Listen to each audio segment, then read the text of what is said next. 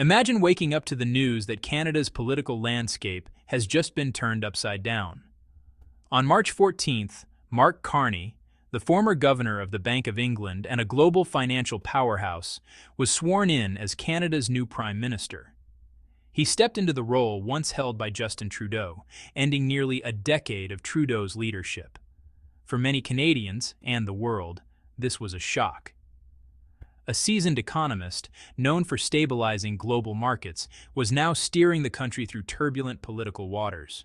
But what really grabbed headlines wasn't just the change in leadership, it was Carney's first message. In his opening speech, he drew a clear, unshakable line: Canada would never become part of the United States. Any notion of annexation, he said, was absurd. Imagine a neighbor insisting that your backyard belongs to them. Carney was making it crystal clear that Canada's sovereignty was non-negotiable. This wasn't just a political statement, it was a signal to the world. Alliances could shift. Trade deals and military contracts were suddenly up for review. Markets, defense industries, and neighboring countries had to take notice. From the very first moment, Carney's leadership promised disruption, and Canada's future was now poised on a knife edge. Just hours after taking office, Mark Carney didn't waste any time making his position clear. In his first speech as Prime Minister, he firmly rejected the idea that Canada could ever become the 51st state of America. He even singled out U.S. Senator Marco Rubio, who had suggested that Canada might fare better economically under American rule, calling the notion crazy. Carney's message was twofold. On one hand, he expressed hope for cooperation with the United States, acknowledging that Canada and its southern neighbor had long been close partners in trade, defense, and diplomacy. On the other hand, he openly criticized former President Donald Trump, describing him as a threat to Canadian families, workers, and businesses. Carney warned that if the U.S. were allowed to covet Canada's resources, land, or water, it could fundamentally disrupt the Canadian way of life. This bold stance sent a shockwave through North America. For decades, Canada had maintained a largely harmonious relationship with the U.S., often following its lead in economic and military matters. Carney was drawing a red line, signaling a new era. Canada would chart its own course, fiercely protecting its sovereignty while cautiously navigating its alliance with its powerful neighbor. The tension with the United States quickly spilled over into Canada's defense strategy. Just days into Carney's leadership, the Ministry of Defense made a stunning announcement. Canada would reevaluate its $19 billion purchase of F-35 stealth fighter jets. This wasn't a minor policy tweak. It was a potential overhaul of one of the country's largest military contracts. Originally, Canada had planned to buy 88 F-35 jets, with the first 16 already funded and scheduled for delivery the following year. But now, discussions were underway with rival aircraft manufacturers, signaling that Carney's government was open to alternatives. The timing was telling. The announcement came immediately after Defense Minister Bill Blair's reappointment in Carney's cabinet, underscoring that the new leadership intended to take a fresh, independent look at national security. Why does this matter? For decades, Canada had aligned closely with U.S. defense procurement, relying on American-made technology to maintain interoperability and shared military strength. By questioning the F-35 deal, Carney wasn't just considering different aircraft, he was challenging the status quo of Canada-U.S. military cooperation.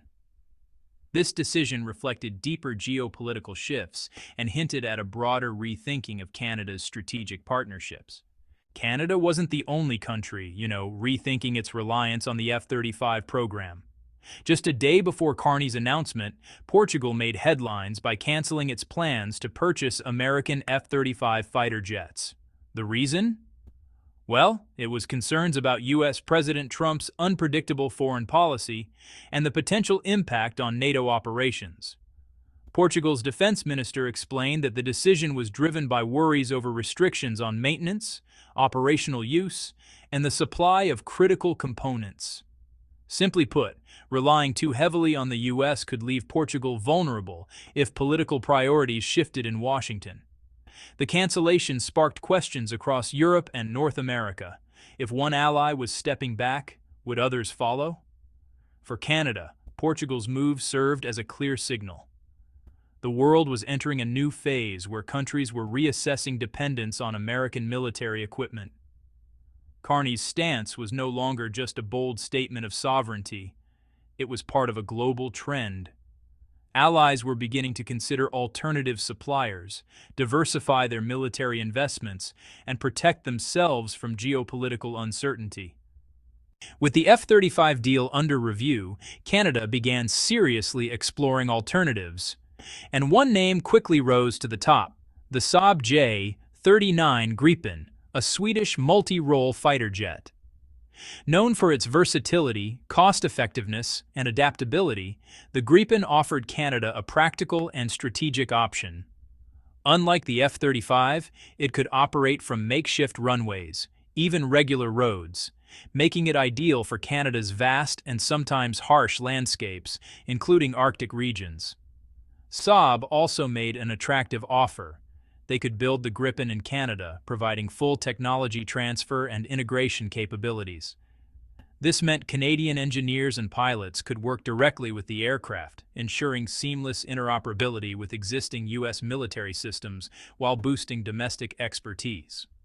Performance-wise, the Gripen E, or Super Gripen, is impressive.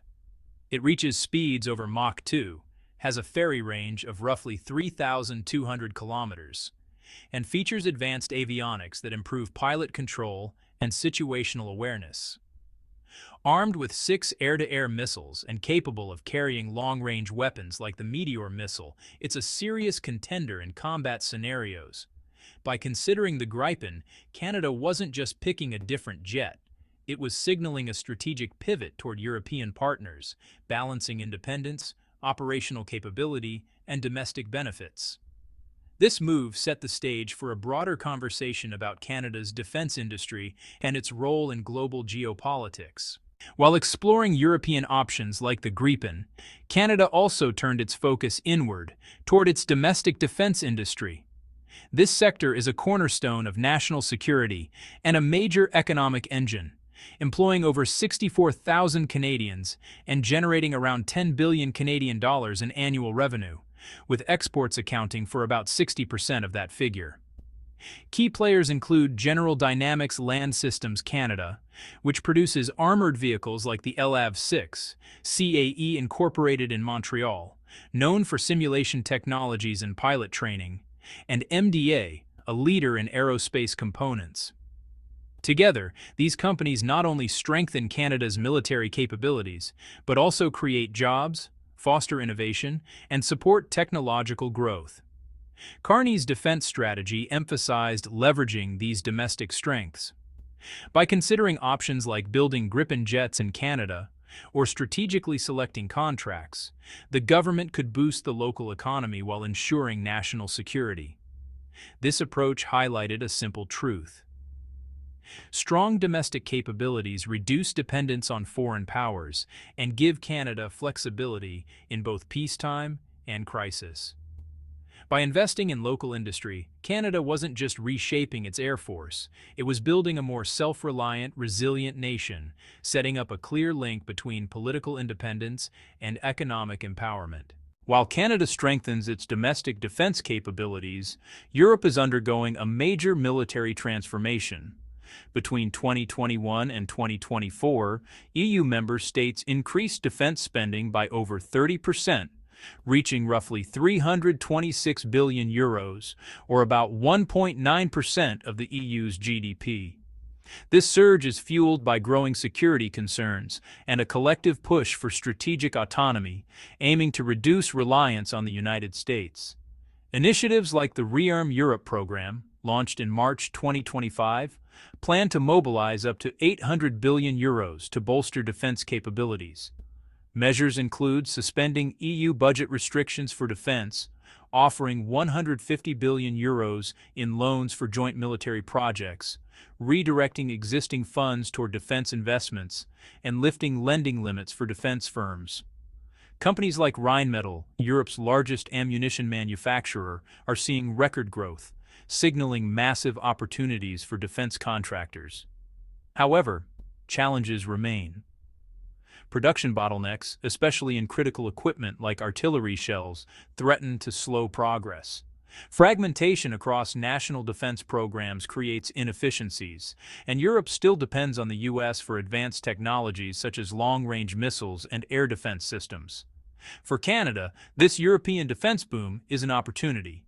By diversifying partnerships, procuring technology like Gripen jets, and collaborating on joint projects, Canada can enhance its military capabilities while reducing reliance on the U.S., aligning itself with a rising European defense market.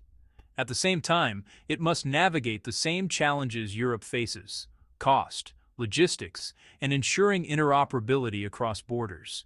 Mark Carney's rise to Canada's prime ministership isn't just a political shakeup, it's a strategic pivot with far-reaching consequences. From boldly rejecting the idea of Canada becoming the 51st state of America, to reevaluating the $19 billion F-35 fighter jet deal, Carney is sending a clear message. Canada will protect its sovereignty and pursue an independent, forward-looking path. This shift also strengthens Canada's domestic defense industry, creating jobs, fostering innovation, and giving the country more control over its military capabilities. At the same time, exploring European partnerships and alternatives like the Gripen aligns Canada with broader global trends, tapping into Europe's defense boom while reducing over-reliance on U.S. military technology. The big question now is, what does Canada's future look like under this new approach? Will it pay off economically, militarily, and diplomatically? The choices Carney makes in the coming years could redefine Canada's role on the world stage, reshape international alliances, and influence global defense markets. If you found this video insightful, please like and subscribe to stay updated on Canada's political and strategic shifts. Share your thoughts in the comments. Do you think Canada's bold moves will succeed, or are the risks too high? Understanding these changes isn't just about politics, it's about the future of global power and the security of nations.